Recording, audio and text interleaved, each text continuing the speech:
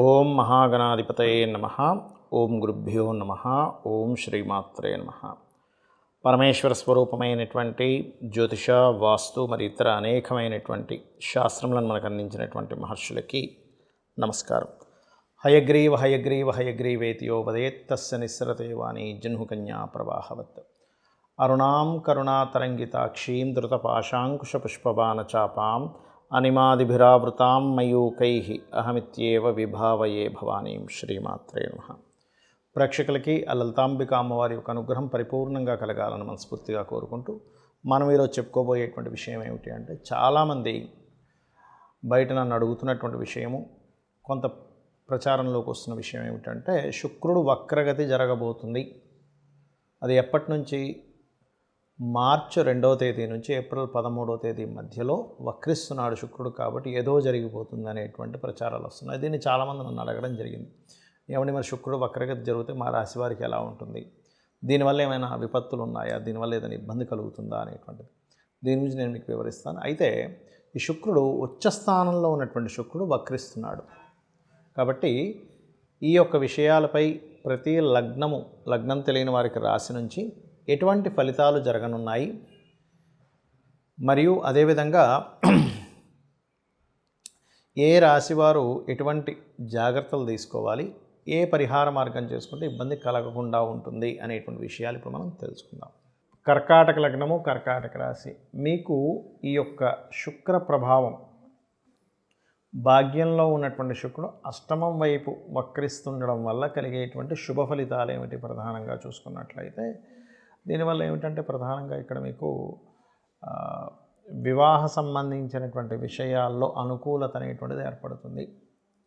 వివాహం కోసం ఎవరైతే ప్రయత్నం చేస్తుంటారో, మరియు అదేవిధంగా కొన్ని ఇన్వెస్ట్మెంట్స్, గతంలో చేసినటువంటి కొన్ని ఇన్వెస్ట్మెంట్స్ ఏవైతే గతంలో ఇప్పుడు కుజుడు ఉండడం వల్ల కొంత స్ట్రెస్ అయినటువంటిది, 12వ స్థానంలో కుజుడు వల్ల కొంత స్ట్రెస్ ఉంటుంది. దానివల్ల కలిగినటువంటి గతంలో చేసిన ఇన్వెస్ట్మెంట్స్కి సంబంధించిన స్ట్రెస్ ఇక్కడ కొంత ఈ శుక్రుడు వక్రగతి వల్ల తగ్గుతుంది, గుర్తుపెట్టుకోండి. అలాగే మరొక విషయం ఏంటంటే, ఇక్కడ మరి జాగ్రత్తలు ఏం తీసుకోవాలి కర్కాటకం వారు చూసుకున్నట్లయితే, ప్రధానంగా ఇక్కడ అప్పులు ఇవ్వడము, అప్పులు తీసుకోవడము, ప్రయాణాలు, ఎవరైనా గురుతుల్యులు, గురు సమానులైనటువంటి వారితో అనవసరమైనటువంటి వాళ్ళ కోపం తెప్పించి అనవసరమైనటువంటి ఆగ్రహానికి ఇదై వాటికి ఇబ్బంది ఇటువంటి సిచ్యువేషన్స్ వస్తాయి అన్నప్పుడు కాస్త జాగ్రత్తగా ఉండండి. అలాగే దేవతా కార్యక్రమాలు, దేవతా సంబంధించిన ఏమైనా కార్యక్రమాలు చేసేటప్పుడు ఇక్కడ దోషం లేకుండా చేస్తూ ఉండాలి. శుక్రుడు వక్రించినప్పుడు, భాగ్యస్థానం నుంచి శుక్రుడు వక్రగతి కదా, అంటే మీనరాశి నుంచి శుక్రుడు వక్రించినప్పుడు ఇటువంటి దోషాలు ఏర్పడుతుంటాయి. కొంతమంది చూడండి, యజ్ఞాలు హోమాలు ఏవో చేస్తూ అక్కడ ఏదో చేసేటువంటి దీంట్లో కొంత ఈ ఇబ్బంది పడుతూ ఉంటారు. అలాగే మరొక విషయం ఏంటంటే, ఇక్కడ గమనించుకున్నట్లయితే ఈ శుక్రగ్రహం ఏదైతే వక్రగతిలో ఉందో, ఈ సమయంలో ప్రధానంగా మీ యొక్క జీవిత భాగస్వామి ద్వారా ఏదైనా ధనం సంబంధించినవి లేదా పార్ట్నర్స్ ద్వారా డబ్బులు రావడం అనేటువంటిది చాలా స్పష్టంగా గోచరిస్తుంది. అయితే ఇక్కడ మీరు ఈ వాటర్ ప్లేసెస్కి వెళ్ళినప్పుడు కానీ, లేకపోతే ఈ యొక్క విషయం వల్ల అనవసరంగా కోర్టు కేసులు అవుతాయి అనుకునేటువంటి సందర్భంలో కానీ కొంత జాగ్రత్తగా ఉండండి. ఇక మీరు చేయవలసినటువంటి దేవతా ఆరాధన, ముఖ్యంగా స్కందుని యొక్క ఆరాధన చేయండి. మరి అప్పుల బాధలు ఎక్కువగా ఉండేటువంటి వారు ఓం అపర్ణాయై నమః అనే మంత్రము, మరియు ఓం సంపత్కరీ సమారూఢ సింధుర వ్రజ సేవితాయి అనే మంత్రం చేయండి. ఎందుకంటే ఇక్కడ ఏమవుతుందంటే, ఈ అప్పులకు సంబంధించిన విషయంలో మనకు తెలిసిన వాళ్ళు కదా ఎవరికి అప్పు ఇవ్వడం, ఇట్లాంటి విషయాల్లో కాస్త ఇబ్బంది అనేటువంటిది జరుగుతూ ఉంటుంది. ఇక మీరు ఈ నామాన్ని నిత్యము 40 మినిట్స్ కనుక చేసుకున్నట్లయితే అన్ని విధాలా బాగుంటుంది. శుక్ర వక్రగతి వల్ల మరి జాతకం తెలియదండి నాకు, నేనేం చేసుకోవాలని అడుగుతూ ఉంటారు చాలామంది. దీనికి ప్రధానంగా శుక్రుడు ధనానికి, వివాహానికి, వాహనాలకి, గృహాలకి, లగ్జరీ ఐటమ్స్కి, ఇటువంటి వాటికి కారకుడు ధనానికి. దీనివల్ల ఏమిటంటే, ఎవరైనా సరే ఈ యొక్క అంశంలో శుక్ర వక్రగతి వల్ల వీటికి సంబంధించినటువంటి విషయంలో మీ జాతకం తెలిసినా తెలియకపోయినా, మీ నక్షత్రం ఏదైనా కానీ వక్రించినంత కాలము కూడా, అంటే మార్చి 2వ తేదీ నుంచి ఏప్రిల్ 13వ తేదీ వరకు ఈ యొక్క విషయాల పట్ల కాస్త జాగ్రత్తగా ఉండండి. ఒకటి. ఇక రెండవ విషయం ఏంటంటే, దీనివల్ల దేశకాల పరిస్థితుల్లో ఏదైనా మార్పులు వస్తాయా? శుక్రుడు ప్రధానంగా ధనానికి కారకుడు కాబట్టి ఇక్కడ ఏంటంటే, ఈ ధనానికి కారకుడు ఈ కుంభరాశిలోకి వక్రించి చూడడం వల్ల కొన్ని విషయాల్లో ఎలా ఉంటుందంటే కొన్ని దేశాలకు ఆర్థిక మాంద్యం రావడం, అదేవిధంగా ఫైనాన్షియల్ రిలేటెడ్ సంబంధించిన విషయంలో ఇక్కడ ప్రధానంగా ఏంటంటే మీకు ఎప్పుడైతే ఏప్రిల్ నుంచి ఈ 4 గ్రహాలు 5 గ్రహాలు పంచగ్రహ కూటమి ఈ గ్రహ కూటములు ఉన్నాయి. ఈ గ్రహ కూటమి నుంచి బయటకు వస్తున్నటువంటి శుక్రుడు కాబట్టి ప్రధానంగా కొన్ని పార్టీల్లో ఎవరైనా కూటమిగా ఉన్నటువంటి దాంట్లో నుంచి లేడీస్ ఉంటారు కొంతమంది సభ్యులు, అందులో వాళ్ళు కొంచెం బయటికి రావడం కానివ్వండి. అదేవిధంగా మరొక విషయం ఏంటంటే షేర్ మార్కెటింగ్ రిలేటెడ్ సంబంధించినటువంటి విషయంలో బుధుడు షేర్ మార్కెట్కి కారకుడు. ఈ షేర్ మార్కెట్కి కారకుడు అయినటువంటి బుధుడు కూడా మనకి మీన రాశిలో ఉంటాడు.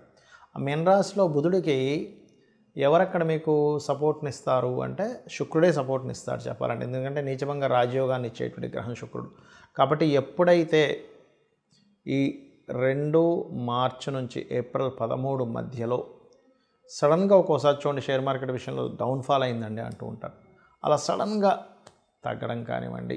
అదేవిధంగా మరొక విషయం ఏంటంటే ఇక్కడ ఈ శుక్రగ్రహం వల్ల కొన్ని లగ్జరీ ఐటమ్స్ ఇట్లాంటివి ఉంటాయి. లగ్జరీ రిలేటెడ్ సంబంధించినటువంటి ఐటమ్స్ విషయంలో కొంతమంది చూడండి ఈ బిట్ కాయిన్స్ అని రకరకాలవి పెడుతూ ఉంటారు.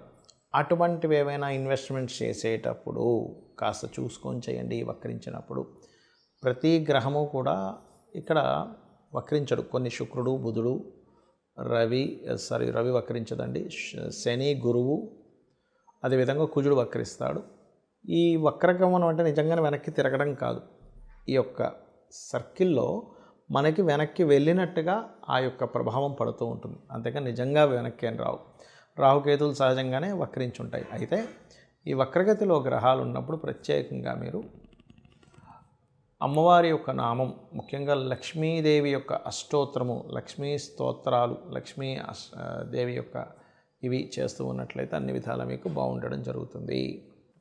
అయితే ఇక్కడ ఈ శుక్రవక్రగతి వల్ల చేయవలసినటువంటి దానాది ప్రక్రియలు కానివ్వండి, గోసేవ కానీ ఏం చేసుకుంటే బాగుంటుంది అని చెప్పి చూసుకున్నట్లయితే ప్రధానంగా ఇక్కడ మీరు ఈ సమయాల్లో శివార్చన చేసుకునేటువంటి వారు తీపి పదార్థంతో లేదా తేనెతో శివునికి అభిషేకం చేస్తే కూడా దీని యొక్క ప్రభావం పడదు.